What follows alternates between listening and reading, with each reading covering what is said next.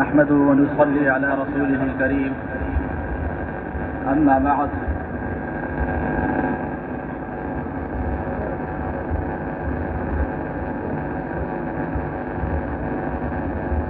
آج یوم آزادی کی مناسبت سے جامع صفا میں یہ عظیم پروگرام منعقد کیا گیا ہے جو جامع صفا کے طلباء،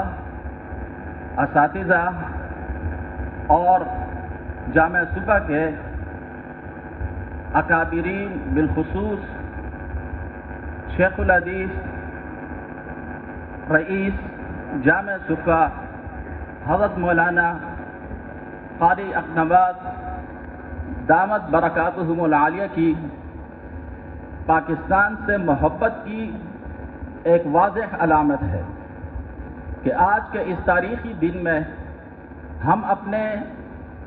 جذبات کا بھرپور اظہار کر رہے ہیں۔ یہ دراصل میں مغرب کے پروردہ اور تربیت یافتہ دیسی لبرلوں کے منہ پر ایک زوردار تمانچہ ہے جو ہمیشہ سے اسی موقع پر یہ بات کرتے آتے ہیں اور عوام کے ذہنوں کو گدلا کرتے ہیں علماء کے خلاف کہ یہ علماء تو قیام پاکستان اور تحریک آزادی کے مخالف تھے۔ ہمیشہ یہی سوال اٹھایا جاتا ہے کہ ان کو اسمبلی میں آنے کی کس نے اجازت دی، پاکستانی سیاست میں ان کو کس نے موقع دیا، اور آخر یہ کس بنیاد پر پاکستان کی سیاست میں حصہ لے رہے ہیں، جبکہ قیام پاکستان کے یہ واضح مخالف تھے۔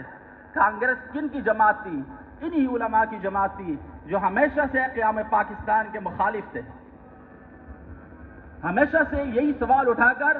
عوام الناس کے ذہنوں کو تشویش میں مبتلا کیا جاتا ہے اور ہمیشہ سے علماء پاکستان کے کردار کو مشکوک بنایا جاتا ہے، لیکن ان کے لیے آج کا یہ پروگرام ایک واضح علامت ہے اور ایک واضح جواب ہے، اور اس کے ساتھ ساتھ جواب یہی ہے کہ تحریک پاکستان میں یا قیام پاکستان میں کون شریک تھا۔ قائد اعظم نے جب کلمے کی بنیاد پر، اسلام کی بنیاد پر ایک نعرہ اٹھایا کہ ہمیں الگ ریاست چاہیے اسلام کی بنیاد پر، تو اس کی تائید کرنے والے کون تھے؟ اگر وہ تائید کرنے والے انہیں حاصل نہ ہوتے تو یہ نعرہ کبھی بھی علماء عوام کے دلوں میں گر نہیں کر سکتا تھا۔ کوئی بھی عوام میں سے اس نعرے کو قبول کرنے والا نہیں تھا اگر علماء ان کا ساتھ نہیں دیتے، اور ان میں سے علماء دیوبند حکیم الامت مولانا اشرف علی تھانوی رحمہ اللہ ان کے متوسلین تھے، جنہوں نے اس بنیادی نعرے کو کہ پاکستان ایک اسلامی ریاست ہے اور کلمے کی بنیاد پر یہ وجود میں آنے والا ایک ملک ہے، جب انہوں نے یہ ساتھ میں تائید کی اور حمایت کی تب یہ نعرہ زور پکڑنے لگا، تب ان کے ساتھ علماء عوام شریک ہوئی اور تب جو ہے یہ تاریخ کامیاب ہوئی۔ تو وہ کون تھے؟ وہ علماء دیوبند ہیں، حکیم الامت مولانا اشرف علی تھانوی رحمہ اللہ، ان کے متوسلین کون تھے؟ خود ایک موقع پر جب قائد اعظم سے یہ سوال کیا گیا کہ آپ نے جو مذہبی اور دینی بنیاد پر ایک الگ ریاست قائم کرنے کا نعرہ بلند کیا ہے تو اس کی صحت اور سند کے لیے مذہبی علماء میں آپ کے ساتھ کون ہے؟ تو انہوں نے واضح جواب دیا کہ ہمارے ساتھ حکیم الامت مولانا اشرف علی تھانوی ہے، جو اس وقت علم، تقدس اور تقویٰ میں سب سے بالا تر ہے، ان کے ٹکر کا کوئی مولوی نہیں ہے، اور وہ ہندوستان کے ایک چھوٹے سے قصبے تھانہ بھون سے تعلق رکھنے والے ہیں۔ ان کی حمایت ہی مسلم لیگ کے لیے کافی ہے۔ تو انہوں نے خود ہی حکیم الامت کا نام لیا کہ انہوں نے ہمارے ساتھ دیا ہے اور انہوں نے ہماری حمایت کی ہے، ہمیں انہی کی حمایت کافی ہے، اور انہی کی حمایت کے بدولت یہ نعرہ عوام میں مقبول ہوا، یہ نعرہ عوام میں پذیرائی اس کو ملی۔ اگر حکیم الامت مولانا اشرف علی تھانوی رحمۃ اللہ علیہ نہ ہوتے اور وہ اور ان کے متوسلین ان کی حمایت نہ کرتے تو تب یہ خواب جو ہے شرمندہ تعبیر نہ ہو سکتا۔ تو وہ کون تھے؟ وہ علماء ہی تھے۔ حکیم الامت مولانا اشرف علی تھانوی رحمۃ اللہ علیہ خود تو اس خواب کو اپنی آنکھوں سے اس کی تعبیر نہ دیکھ سکے، لیکن ان کے خوابزادے مولانا شبیر احمد عثمانی رحمۃ اللہ علیہ، مولانا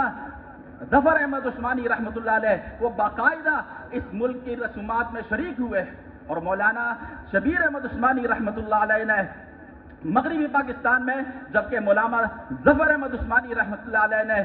مشرقی پاکستان میں پاکستان کا جھنڈا بلند کیا، تو یہ واضح علامت ہے اس بات کی کہ پاکستان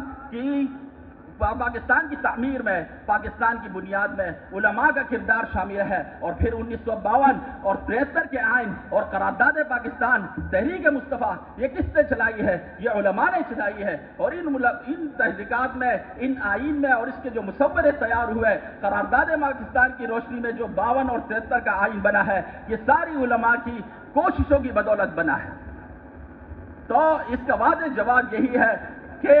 یہ پاکستان ہو یا ہندوستان ہو، دونوں جانب میں اگر اس طرف کہ علماء یہاں پر تقسیم کے مخالف تھے تو وہ تقسیم کے مخالف تھے، آزادی کے مخالف نہیں تھے۔ وہ یہی چاہتے تھے کہ یہ جو ہم نے ہندوستان کی آزادی چاہی ہے انگریز سے، اور انگریز کو یہاں سے باہر کیا ہے، تو ہم پورے کے پورے ہندوستان کو لیں گے، ہم اس میں جو ہے تقسیم کے گوارا نہیں کریں گے۔ در حقیقت تقسیم کرنا گویا کہ ہمارے شہداء اور غازیوں کی جدوجہد کے ساتھ گویا کہ غداری ہوگی۔ تو ان کی جو مخالفت تھی وہ ایک نیکیتی پر مبنی تھی، لیکن جب پاکستان بن گیا تو سب نے اس بات پر متحد ہو گئے، چاہے وہ مخالفت کرنے والے تھے، چاہے قائد اعظم کے ساتھ اس کی پشپنائی کرنے والے تھے، سب اس بات پر متفق تھے۔ جب